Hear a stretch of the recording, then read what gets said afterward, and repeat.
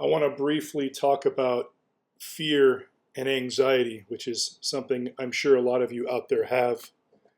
I know I've had my share of it. And, you would think that all of this talk about acid and LSD and overdosing that I do here on the various topics that I cover, whether it's, Sid Barrett's Pink Floyd or all that stuff I did about Courtney Love and mind control and how uh, drugs, the role they play in the problems that we have in modern society. I mean, I talk about this a lot because it's part of my personal experience. And I feel like when you can talk about something that's part of your personal experience, that's about as honest and truthful as you can get. And of course, I like to impart what I feel like are the beneficial pieces of knowledge that I have gained to overcome the fears and the negativity that I drew into my life by my poor choices. And so, I've been thinking a lot about my experiences on LSD and particularly the really bad ones. That it was mostly bad, if I'm honest with myself. And even when I was younger, I always felt that I would like to think I could perhaps grow as a person, have a more positive, stronger outlook on life as a result of reflecting upon negative experiences on LSD. And as I'm delving into these different topics, memories are coming back to me, and I'm starting to remember some real struggles I was having in life, some very real, especially when you talk about, the fact that when they were experimenting with LSD on people, and noticed that a certain percentage of people had a less tolerance than others, and some people became even suicidal. And I think I experienced some of that because I was launched in a pretty deep depression for a few years that was very difficult to get out of, especially because I'm not the kind of person that likes to ask for help. And it's important to be able to ask for help, to know how to do that, to know where to start. But the way I did that was looking for books, knowledge, trying to find knowledge. I would look inward, and maybe I can find something that will liberate me, which is in a way the same endeavor that got me into the mess in the first place. You're taking acid, you're taking a drug, something that you're hoping will turn you on to the big secret of life. And if I could summarize the negative feelings and the fear that I had, they were embodied pretty well by this film called Event Horizon. Maybe some of you have seen. I think it's become a little bit of a cult classic over the years. It's a very good interpretation of the classic sci-fi space horror, a genre that was almost spawned by H.P. Lovecraft. Maybe you've heard of H.P. Lovecraft, the Call of Cthulhu, Dunwich Horror, stories like that. And I became pretty obsessed with H.P. Lovecraft for a few years, no surprise, because there's something about space that can be terrifying if you dwell on it too much in the wrong way, because we don't really know what space is. And I think a quote from H.P. Lovecraft is, the oldest and strongest fear of mankind is the fear of the unknown, and space embodies the unknown. If we live in an atheistic, worldview, I always have to throw that in there because honestly, since embracing Jesus Christ, I see everything differently now. And it really shows me how lonely life is when you don't believe in God. And I don't want to feel like I'm overwhelming my audience with this Christ talk all the time, but it couldn't be more clear to me that the profound, empty, lonely cavern of emotion that I felt staring out into space and just hoping something would come out and give me a sign of life. It's as if I was looking for God, but I was trying to manifest some weird, I don't know, abstract, sci-fi version of it in my own mind. I don't really know what I was doing, but what ended up manifesting itself was this deep, unsettling fear. And I guess you could say the politically correct way of dealing with that is to say a sterile academic approach. You could say, well, you didn't get enough love as a child, so you were looking for it in the wrong places. You didn't know how to find love, and that is true. I don't disagree with that. I just think that eliminating God from that equation is a lethal error. But anyway, let's just stick with that for the moment. So I'm looking for pieces of knowledge that will help me get rid of my anxiety, because literally my anxiety was so bad when I finally stopped doing acid that I was having a hard time breathing. I would wake up in the middle of the night and I felt like something was pressing on my chest. And this gets into the, you could summarize that by various mythologies, like the mythology of the incubus or the succubus. There are old myths and legends regarding these human emotions that we experience. These weren't things that are new that I was experiencing. Fear is old, obviously, and the way we cope with it is there's plenty of ways to cope with fear, and there's plenty of suggestions you will get. Not all of them good. But I remember one day in the middle of all of this sort of recovery that I was doing, first of all, I had to acknowledge to myself, I don't want to feel this way anymore. I don't want to be afraid of everything. I need some kind of relief. And I remember one day I was at work or something, and this book was just sitting there somewhere. It was sitting on top of a table, and I felt like, oh, this is a sign.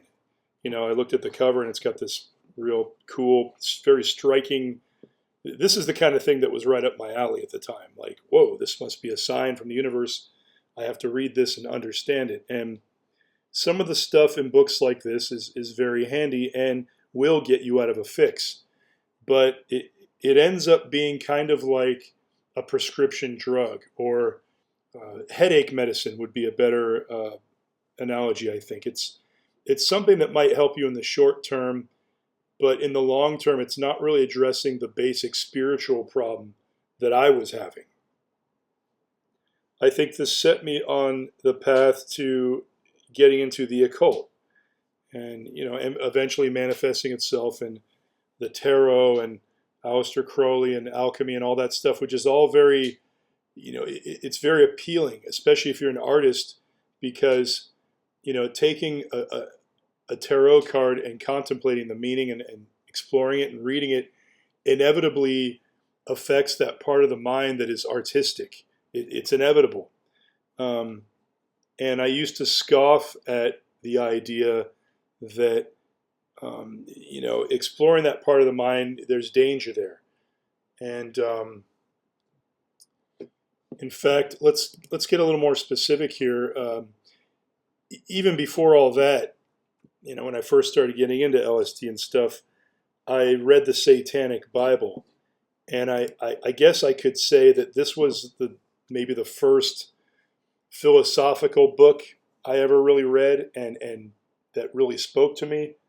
Although the Tao Te Ching was another one of those. The Tao Te Ching I liked the Tao Te Ching because it didn't have this, this dark, it's more sterile. It's more kind of, you feel like it doesn't really take a side. That's the way it felt to me. But I did like the Satanic Bible in the sense that there was a theatrical kind of gothic quality to it that has appealed to me for much of my younger life. But just going off the top of my head without looking and referring back to it, I remember the 9 satanic statements, and I remember what Anton LaVey said about the church. And some of the basic points I remember was, instead of turning the other cheek, smash, your opponent on his other. This idea of not letting people push you around, that's kind of how I translated it. Like, be strong, don't be an asshole, but don't be a pushover. That was something I could get down with. Like, yeah, no one's going to push me around, because I felt like life was kind of pushing me around, and I was looking for strength. But I also had a sense of morality, and the Satanic Bible in a weird way. It does have a kind of morality to it that was appealing to me at the time. And I wasn't a big fan of Christianity because I didn't really know what Christianity was. My only introduction to Christianity was through the kids who went to the Catholic Church down the street, who I felt like were very judgmental towards me and my family because my family were practicing Buddhists. And I don't mean a standard kind of Buddhism. I mean a cult of Buddhism, which was called NSA at the time. It's now called SGI, Soka Gakkai International, which I kind of refer to that as a cult. Nam Myoho Renge Kyo. Anyway, my limited view of Christianity was that, here's a group of people that are judging me and they think they're better than me. So I was kind of like, well, fuck you. Who do you think you are? I was a perfect candidate for the Satanic Bible because it was kind of like saying, yeah, you're fine just the way you are. Do what thou wilt shall be the whole of the law. You should be able to do what you want. As long as you're not harming anyone, no one should be able to get in your way. That's very appealing. It spoke right to me. And in this book, Anton LaVey says, I used to play organ at the church, and I would notice that the guys praying on Sunday were the same ones that were at the circus, because he said he played at the circus too. These were the same men that were fornicating by night, at the circus or the bar or whatever. And he's talking about hypocrisy. And again, that spoke to me. I always had a very strong sense of what I believed was hypocritical, except for when it had to do with myself, right? When I was being hypocritical. And that's something I carry today. I have a strong, I don't like hypocrisy. And, one of Christ's big things in the Bible, one of the main things he seems to make him the most angry is the hypocrisy of the Pharisees. So anyway, this fear, the antidote to this fear I felt was knowledge and experience. And on a certain level, I think I was correct. At least if you're inspired to keep going, okay, there's something I need to find. I need to figure out if the space aliens are real, or I need to feel like if alchemy is real, and there's this spiritual quest, and the mainstream media and the movies and the books and fantasy, Lord of the Rings and Game of Thrones. There's all these options we're given, these paths we can take, these fantasies we can entertain that we feel like might lead us to the truth of reality that is most comfortable to us, or empowers us, and we're generally going to follow that. We might meet somebody, fall in love, and this person might have a very confident outlook on some spiritual philosophy, and we sort of follow them, and we think it's right because we feel good because we're in love, but then at some point we end up at the same dead-end road. So what is the antidote to this fear? Well, of course, I'm going to say God eventually here. I'm going to say Jesus Christ, but I don't want to oversimplify things and sound like what I felt like were the Christian hypocrites that really didn't have much of a moral compass and just would use, the Jesus thing as a way to avoid reality, as a way to avoid confrontation, as a way to feel morally superior. I don't want to be one of those people. And I don't think that I am. I think it gets back to the whole, the advice of, well, just feel good. Just don't dwell on negative things. Like, okay, that's real easy for you to say, but how the hell do I do that? And a lot of these self-help books get into that as well. I think the first thing for me was get off the drugs. Stop doing them. I even had to stop drinking coffee because I had so much anxiety, but yet I had this obsession to need to drink coffee in the morning. It was really weird. I mean, I guess it's not that weird. It's like any addiction. Cigarettes, anything that sort of exercises your nervous habits, taking pills, Valium, things like this, exchanging one habit for another, oh, this makes me feel better. But I think ultimately it was the decision that I don't want to feel this way anymore. I want to feel better. That's a good declaration to make. It's a declaration I made. And my life seemed to get better very painfully slowly, but it seemed to get better once I made that declaration. So I think it's it's a healthy exercise, and I know nobody's asking me for advice here. I'm more just speaking aloud about my own experience. Hopefully it helps someone, but just declaring, I don't want to feel this way. I want to feel better. How can I feel better? And, this is the kind of exercise that book, The Power of Your Subconscious Mind, would tell you to do. And you look for an answer and you will find it. But the question is, are you accepting an inferior response from, quote unquote, the universe? And how do you know? Usually something will really stick out. Like for me, that book really stuck out. And it may not have been the best answer for me, the best, the what I really needed, but it did help me along the path to getting to, maybe it was the best answer I could find in my limited worldview, outside of, an angel appearing or Christ appearing and saying, hello, Joe Gilmore, I'm the response to your prayer or your request. I mean, I probably wasn't ready for that. So this book came to me, and it led me on a very long roundabout path to the correct one. And I think that what could have shortened my path? Well, maybe had I allowed myself to believe that there was a simpler answer. Maybe I couldn't convince myself that there was an easy, simple answer, but there is. Believing that there was a God that loved me and wanted to help me, that was just too simple. That was too easy. I couldn't believe it. It seemed too naive. And it's, I'm still working on my faith. It's a lifelong thing. But, my one of my exes was in AA, and there's this 12-step program thing.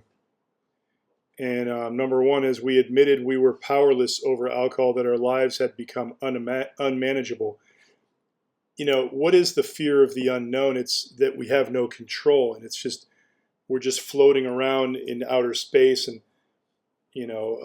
howling winds of floating around among the howling winds of the universe was one way that it was described to me that was pretty accurate. No one's coming to help you. It's just this big, empty, scary, vacuum of space that you're just going to float around in eternity. I mean, what's more scary than that? Nobody there to help. So I understand, although I've never gone to Alcoholics Anonymous, I understand where this is coming from, especially number 2, came to believe that a power greater than ourselves could restore us to sanity. You have to come to a place where you believe there is a power greater than you. I think the biggest fear, and Satanists will say, well, you're just weak. You have to embrace the fact that there is nothing coming to help you. And what that does is it makes you feel, you take responsibility for your own life. And that sounds very powerful and strong. And I even get the logic in that. And there is a degree of truth in there, in that we do want to take responsibility over our own lives. And you don't want to rely on anyone else. But the missing part of that is, you're depriving yourself of the power of God, the faith. You see, even when you don't believe in God, if you have a strong belief in the 9 satanic statements or whatever it is, the philosophy of Anton Szandor LaVey, or, might is right, or any of these, Friedrich Nietzsche, belief in nothing, belief that there is nothing and it's only me. I had a friend who told me, and this is before I was a believer, I had a friend who told me, who didn't believe in God either. And he said he thought that belief in God was a trick. You were tricking yourself.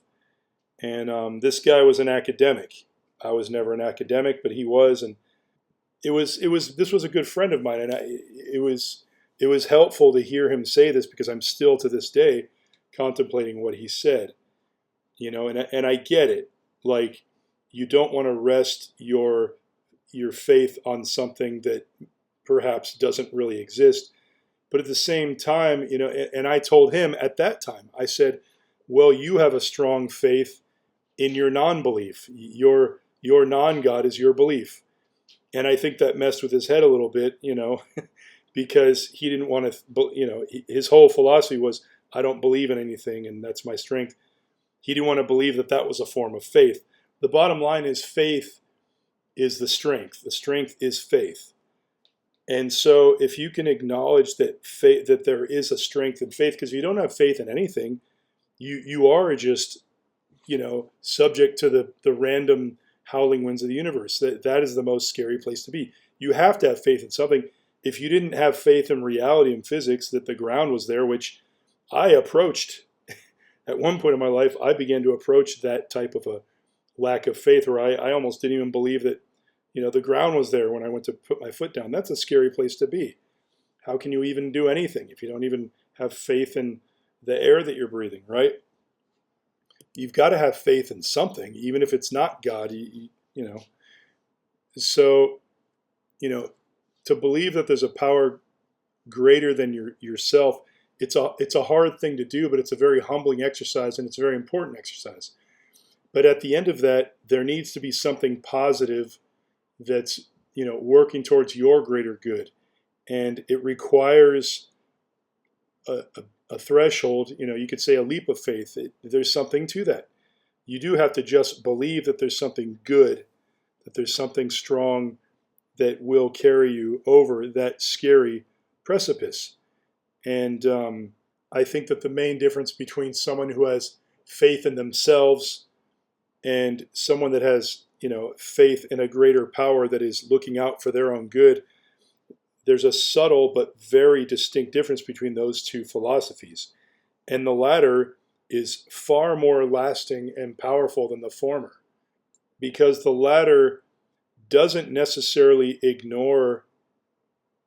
I think the big misunderstanding is a lot of people believe that submitting to a higher power means abandoning a sense of responsibility for yourself. And it's not. It's about paying attention to the signs that, that God gives you and the path that God tells you to walk. And God will make you responsible for your life. He will show you the path of taking responsibility, but not unless you let him in and talk to him directly and ask him, show me that path. So it's about taking responsibility, but also acknowledging the greater intelligence and incorporating those two things into your philosophy.